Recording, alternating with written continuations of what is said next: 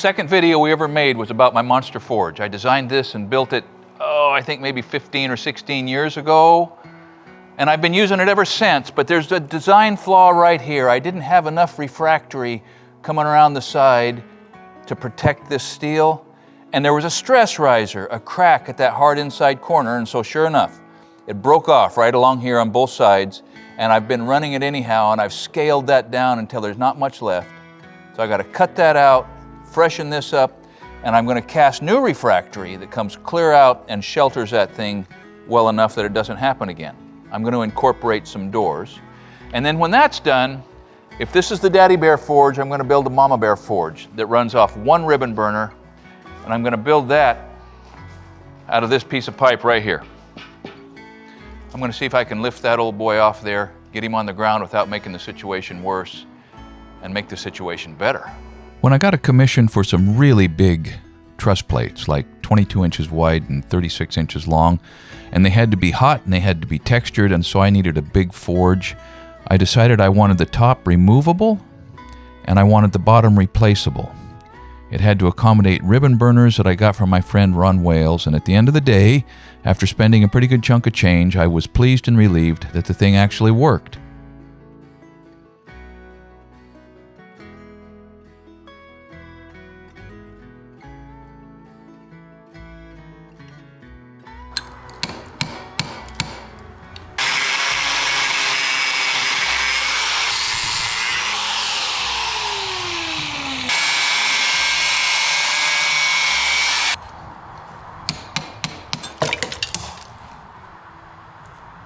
Scaled. Heavily scaled, my little embed item. All right, good to know. When I built this originally, I took the recommendation of my now departed friend Ron Wales and used Constellate 30 for the refractory that I was going to build this thing out of, and it's worked great. It's strong enough, it insulates like crazy, and it's something that a carpenter can figure out how to manipulate. There are some things, though, and that is, like concrete, it gets hard over time, but it doesn't get anywhere near as hard as concrete or a standard mortar mix. So you always have to be a little careful. One of the cool things about a refractory like this is that even if it shrinks a little bit when it hydrates, it expands again the first time it gets hot. I think the website says it expands like 1% or 2% the first time it gets really hot. But it has a tendency to close up the cracks that form. Now, the cracks that form could easily cause the refractory to fall to the ground unless there's something holding it inside and up against the forge, much like rebar or Nelson studs or J-bolts, in a foundation. So the embedded items that I put in here and that I'm putting in at this repair are standing in opposition and are vulnerable to the heat because steel scales. Scale is like rust. Rust and scale expand and push the concrete, or in this case, the refractory, apart. So I'm having to balance how close the embed items are to the hot area and how consistently they're going to have a hold of and keep these doors in place over time.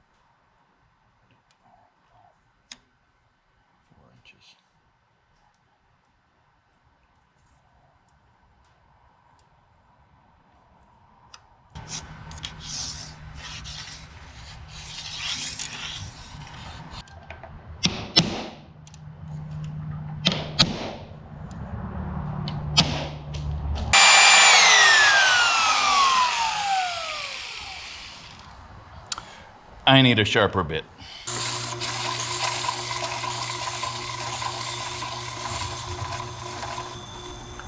Maybe. Maybe not.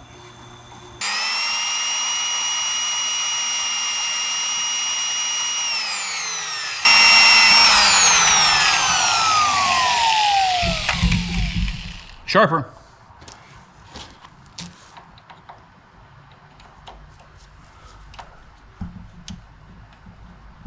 Needs to be a little bit bigger bit, maybe. So these embedded attachments are a giant guessing game for me. I'm thinking of the steel that I'm fastening to this shell like rebar in concrete.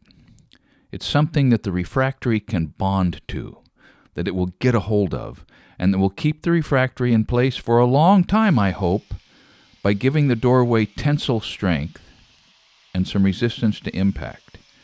Because doors and forges get bumped and they get scraped and they get nicked while they're hot. And so I'm hoping that if I do this right, I can get at least 20 more years out of this forge. And since I'm 67 right now, I'm pretty sure that's about all I'm going to need. Now, if it was just a question of sticking enough steel in here for the strength, it wouldn't be too confusing. But the need to also keep the reinforcing as far from the heat as I can is building in quite a lot of uncertainty for me. In fact, there was a moment where I just kind of had to take myself in hand and say, look, if you mess this up, you mess it up. But the satisfaction and the kind of excitement, the little low-level drip of adrenaline into a bloodstream when you're doing something that, doggone it, just has to work. You've only got a certain amount of time. You don't want to spend too much money, but you need to, at the end of the day, look back and say that it worked. That whole dynamic in making tools for blacksmithing is one of the real compelling aspects of the craft that I guess I underestimated before I stepped into this crazy world of forging things.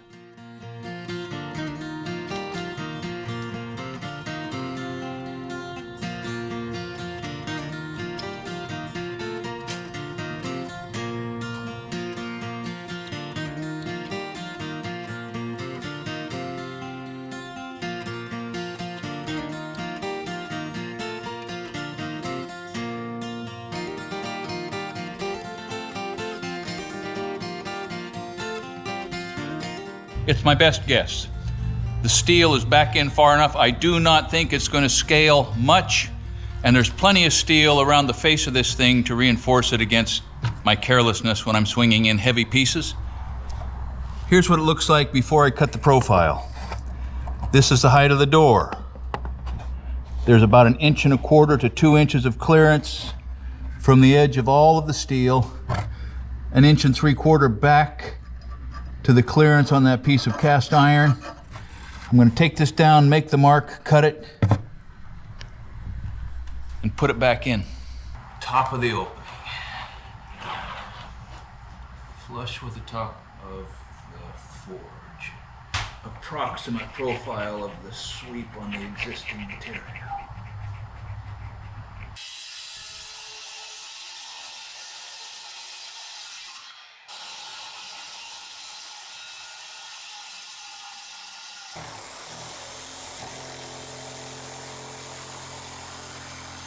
So I've been saving these half-round pieces of 3/4-inch form plywood for 16 years. Since I made this thing, actually, when Dustin and I cast it. And I've been thinking, or sort of maybe dreading a little bit, that this day would come when I was going to need to repair the ends of this thing. And sure enough, the day came, and amazingly, I actually found these things at crunch time. That doesn't happen all the time when I've saved a treasure that I knew I was going to need and then never see again. Last thing before showtime is to grease up, put Crisco on the surface of these forms so this stuff doesn't stick too hard.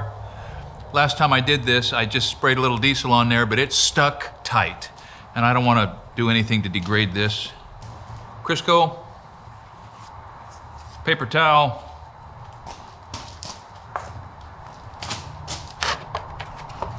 just wipe it on here. Pretty heavy. Too much is always enough. So the good folks at International Distribution, that's the name of the outfit up in Eugene, they provide all kinds of things for, refractory and heat management and who knows what else. But I've been buying my forge building supplies from them for a while, and they were really clear. They emphasized that I needed to follow the mixing instructions pretty precisely. And they also told me that the goal is a mix that will hold its shape pretty well when you make a ball in your hand and squeeze it around, but just barely. They said that when you hold the ball and shake it, you should feel like the material is almost going to fall out between your fingers. And so I think I could have maybe added just a little more water, but I set up a little, home chemistry set, and robbed my wife's kitchen scales, and the bathroom scales were part of the process, and I think I got the proportions just about right. It's got to be, it's got to be wet enough to be workable enough to be able to get it into where you need it, and dry enough, just like concrete, to set up and become as strong as it needs to be for the work that it needs to do. Clear to me as I was wrestling this stuff into these little spaces is that it needs some impact. You actually need to kind of hit it a little bit rather than just vibrating it like you could a concrete mix to get it to consolidate in place. So I spent a lot of time ramming this thing down into the space. The plus side of this whole equation for this Constellate 30 is there's really no time pressure because it sets up very slowly. In this case, I let it get hard for 3 days before I pulled off the forms. I'd be lying if I said I wasn't nervous. I'm going to be surprised if I was able to pack the refractory all the way down to the bottom where I had that expanded metal in there. That might have been a mistake, but we're about to find out.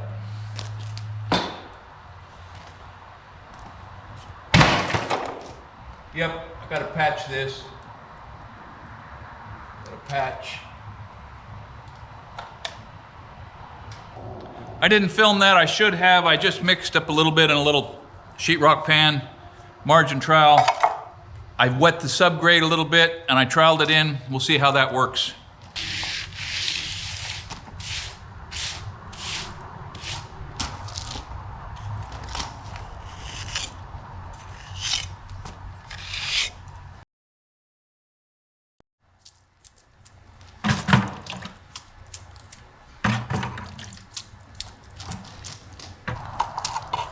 About right, I think, maybe.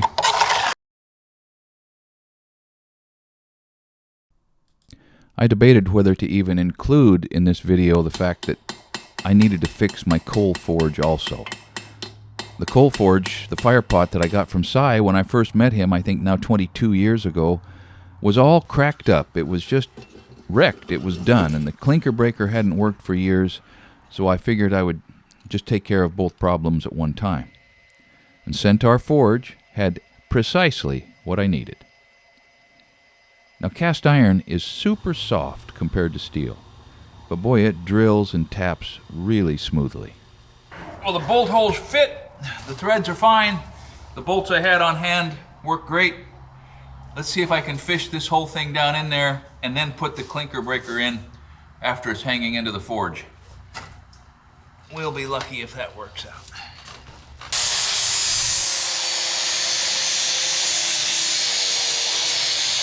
Pretty amazing that Centaur Forge has been using the same patterns to cast these things for at least 22 years, because that's how long ago Cy bought this fire pot. And it still fits, it still works, still the same thing.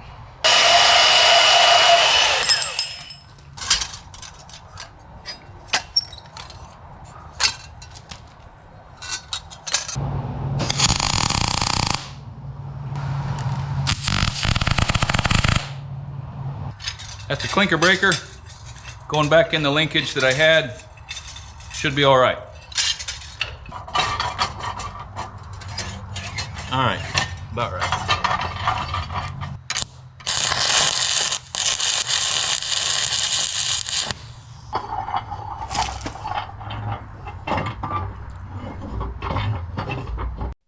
Now, like I mentioned, the design of this forge was almost centered on the need to be able to replace the floor from time to time, because the floor of a forge just takes terrible abuse.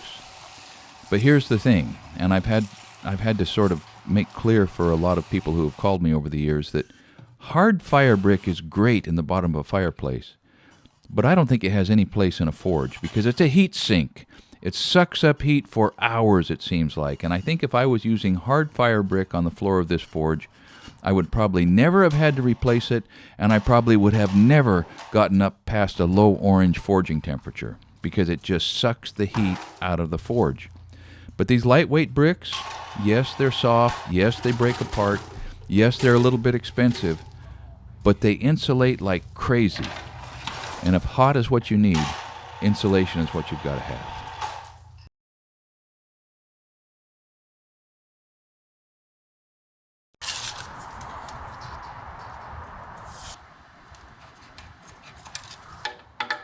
The last step in this process is the doors, and I had been thinking of several options, all of them probably too complicated and too time-consuming and probably a little bit of a waste of effort, and so I settled on the simplest solution that I could think of. I realized that the fire brick, the soft fire brick I had been using, was working great to close up the front of the forge, but it wasn't great because they would get knocked off and they would break, and they weren't pressing back against the opening, and so it wasn't sealed all that tight. So what I figured out is that I just needed some sort of a mechanism that would put a little pressure on them to keep them sealed up and to keep them from getting knocked off, and nothing more was necessary. And I think that this sort of weird little arrangement is going to work out about right.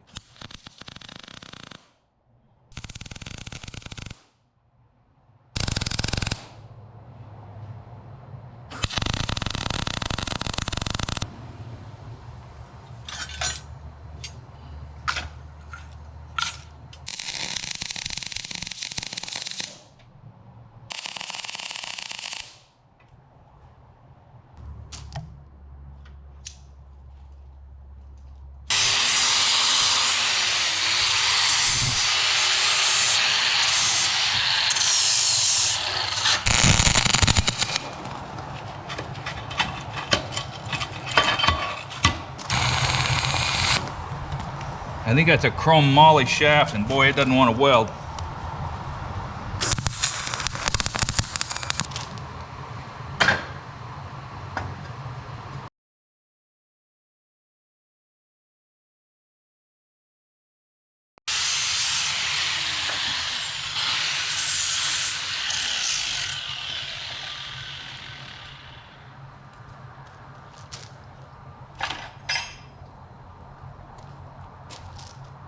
Pretty good.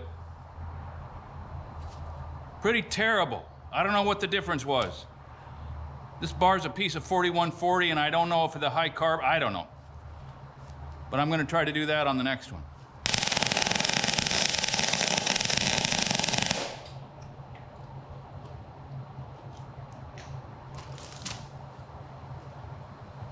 Better. I needed a longer arc, I think. Well, I guess that's it. I didn't show it, but when I put this together and hit go, it didn't go because that blower on the left, the capacitor had died and it had melted on the inside, and so I had to buy one from Kane & Sons, Blacksmith Depot. You know, I bought the fire pot from Centaur Forge. I bought the blowers 15 years ago and 2 weeks ago from Blacksmith Depot. They're both good outfits. Highly recommended in both cases. But anyway, it's stuttering along. I'm going to open it up. These ribbon burners like some back pressure when you light them, and I'm not familiar with the blower on the left, but we're putting her through a big test today because Brian Brown, my armorer, metal magician friend, is here, and he's going to start forging an anvil. Wish us luck. Well, I'm pretty happy, actually pretty relieved, I think, with the way the forge repair worked. The doors work great. And the opening of the forge is protected. It feels bulletproof. I don't know if it's bulletproof, but I'll go with that feeling for now. The new blower is doing its job, so we're back in business. My forge is back. Both my forges are back. And so I'm going to have a lot more to show you, both about Brian's big stake anvil project and several other projects, including swords for grandkids, that frankly are years overdue. Thanks for watching Essential Craftsman, and keep up the good work.